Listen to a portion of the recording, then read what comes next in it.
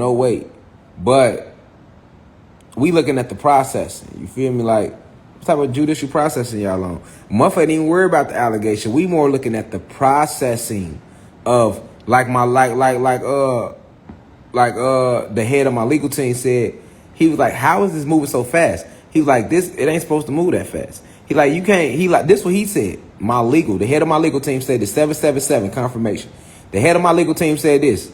He said, majority of the courts, which I already knew this, right? Majority of the courts in Georgia have been closed all summer due to COVID. So how y'all gonna get a grand jury indictment? Hear me out now. This is my attorney. This ain't no shit I'm making up. My attorney said that over 90% of the courts in Georgia have been shut down all summer due to COVID. So in order to get a bench warrant and even have a case number, you need to have a grand jury indictment. So my lawyer is saying, how the fuck could they grand jury indict my client when all of the courthouses have been closed in Georgia? Majority of them have been closed in Georgia all summer. In game. That's what that means. You get what I'm saying? In game, and we being used as a medium right now. It's definitely not going to go their way. See me, I'm just rolling out for y'all what's being presented. It's not going to go their way at all. This isn't like a Shaka Zulu moment where a nigga like, I'm finna go sit at the table and party at the dance with them. No, it's me presenting to y'all the university, the facts, the nature, everything that was added so you can know. Y'all get what I'm saying? I'm pointing this out because this is what I speak about. See what I'm saying? And it's also why it's being used because, see, down in them little small hick towns like that, they stay being racist toward us and abusing us and killing us. And it's not just in Georgia. It's all over the goddamn planet. This ain't just happening to me. They've been doing this to our people since they got here, nigga. This ain't nothing new. So it ain't like it's bigger than me. You got to understand, this is being used as literally, the ancestors are using this event to show the true power of who we are.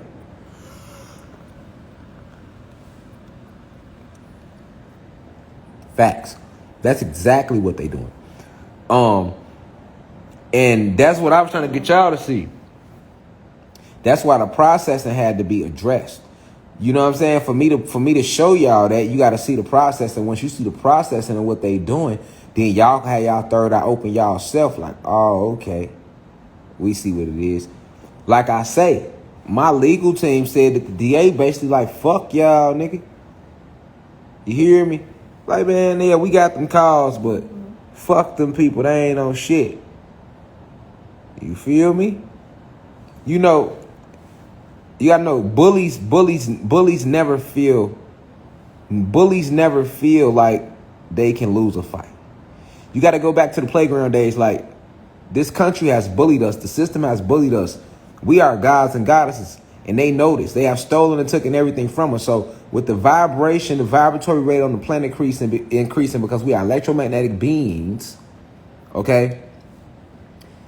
At the end of the day, they still need something to prove who they are. You get what I'm saying? So in their little mind, they probably feel like, what better way to prove that we still got control than to try to take down this black revolutionary? You get what I'm saying? See, you got to think how they think. Remember, they always love making examples out of the strongest of us to keep the rest of us in check. No, that's how they did this on the slave plantation. They would to pacify us. They used to take them strong slaves like myself or like y'all, and they would bring you out in front of the whole village, and they would beat you and then tar you and feather you in front of the whole village. And then they would tie you to a horse. And then, mind you, they done already beat you, tarred you, feathered you. At that point, nigga, you basically dead anyway. You know what I'm saying? But this what they did, though. This how they would do you. And then they would do this in front of your wife, your kids, the whole village. You know what I'm saying? And they would bring you out, and they would smack the horse on each end, and let this horse run right, have that horse run left, have that horse run opposite way, so that your body would get ripped at opposite parts. You feel me? So doing that would cause a certain type of PTSD for the moms, the other fathers that was out there. I mean, just the rest of the community that was in the village. That will strike fear in them. I mean, imagine if somebody get killed and mutilated like that in front of you. That could kind of put fear in you if you're not going to stand up and rise right then and there. But you got to understand why they did it. They did it to make an example out of the strongest of us.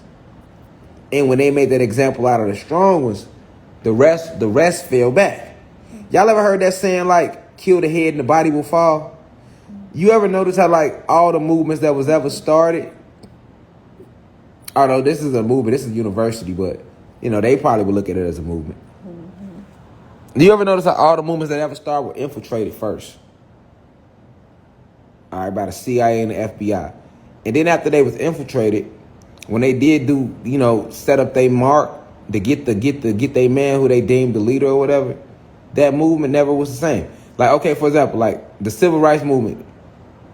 That was the leader of the civil rights movement in the Southern. Because listen, you had the civil rights movement, you had the Southern Christian movement. All right, you had the NAACP, you had the Black Panthers, you had the Fruit of Islam or the Nation of Islam as we now know them. You had the Gangster Disciples, who are now known as Gangster Disciples, but back then they was like they would have been Devil's Disciples or Supreme Gangsters. And you had Vice Lords, you had the Latin Kings, you had the Crips, the Bloods, you had these BDs, you know, better development, you know what I'm saying? And then from there, you know, eventually black gangster disciples, right? But they were disciples of what? Of protecting the struggle. You got to understand that all these movements, all right, they were considered movements back then during the 50s and the 60s, and they were destroyed by COINTELPRO and the government. So I'll name them again. You had the Southern Christians movement, which Martin Luther King was the leader of. You had the Civil Rights Movement, which Martin Luther King was the leader of. You had the NAACP. You had the Black Panthers. You had the Fruit of Islam, which we now know as the Nation of Islam. You had the GDs, the BDs. You had the Bloods, the Crips, the Vice Lords, and the Latin Kings.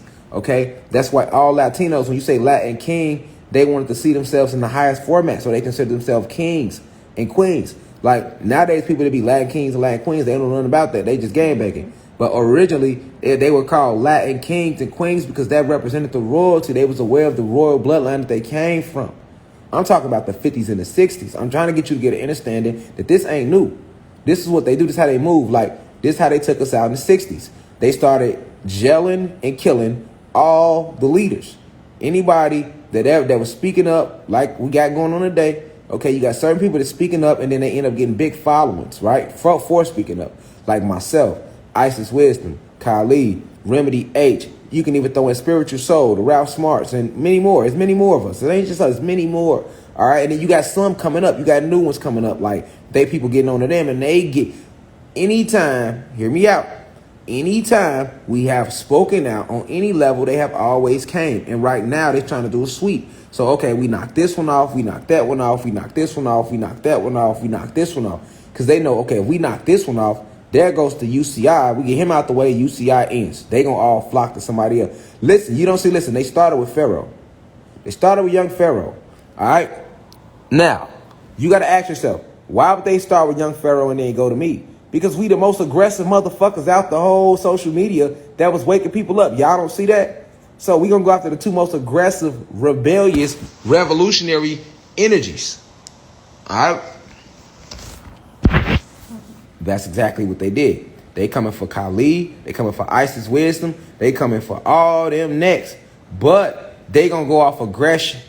So they going to look at like, okay, I'm the most, like I said, I don't even know why. That's what got Pharaoh mad at me, because I said I'm a little more militant than him.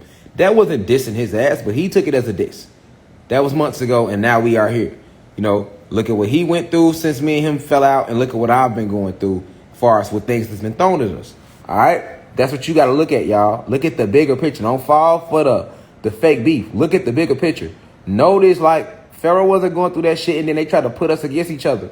And then I made a comment. So my comment was misconstrued with me saying that I'm a little more militant than him, which I am, nigga. Which is why, I am a little more militant than him. Okay, now check this out. That wasn't putting him down, but he took it that way. It led to, then they infiltrated Ad Nation. They infiltrated the UCI. You had motherfuckers from the UCI going over to Ad Nation starting shit. You had motherfuckers from Ad Nation coming over to me, sending me shit, starting shit. That's exactly what they did. I never fell for it. I only responded after he kept falling for it. I'm like, well, fuck you then, nigga. I ain't finna kiss your ass. But I already knew then. I'm like, God damn, he don't see what's going on. And sure enough, next thing you know, he going through issues with Gold, and all of a sudden he done put her hands on her. It started with that. And then next thing you know, you see him on YouTube and he acting all crazy. He all buck-eyed, police pulling up. He saying people trying to kill him. Everybody laughing at him, thinking he crazy. Da-da-da-da-da-da. Then he comes back and mentioned my name recently a few weeks ago in the midst of all this shit. Like, nigga, I'm not trying to kill you, nigga. I'm not the nigga you need to be worried about. You need to be worried about the motherfucking elites, nigga. You feel me? Them the motherfuckers that want to kill your ass, nigga. I just was correcting you. You feel me? We just had a disagreement, nigga. I ain't no point in time booked the flight to Houston thinking about no damn young Pharaoh. At no point in time talk about, hey, I'm in Houston right now. Tell Pharaoh pull up.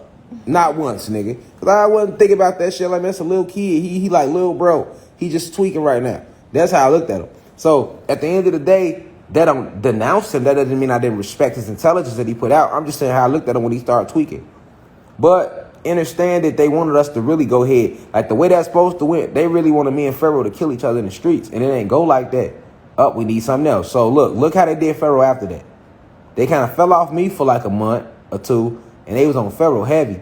And you could tell that they put Pharaoh under MK Ultra a little bit. And if it's not MK Ultra, they put him under heavy spell work. That means it's people sitting back concocting spells using magic to make him act like that. And they can do that to you if you don't have defense for it. Okay? So young Pharaoh is between MK Ultra and being put under certain hypnotic spells right now. All right? That's what he's dealing with. Me, they can't MK Ultra me. And me, I'm not dealing with the spells. Now, they tried the spells. They tried the spells in June, July. That's when I got sick, and I was still giving lives on fucking YouTube. Go back and watch. I gave a whole live and was snotting at the nose, all type of shit. Real followers know that. Yep, look at Foster eBay, how he just disappeared. Look at motherfucking, listen, this is how they come. Now, notice they went after the most aggressive. The next aggressor went after me and Pharaoh is Khalid. He's the next aggressor. So he's next on the plate. See what I'm saying? And this is why I say we supposed to come together, man. But niggas to sit here and let them knock off one leader at a time.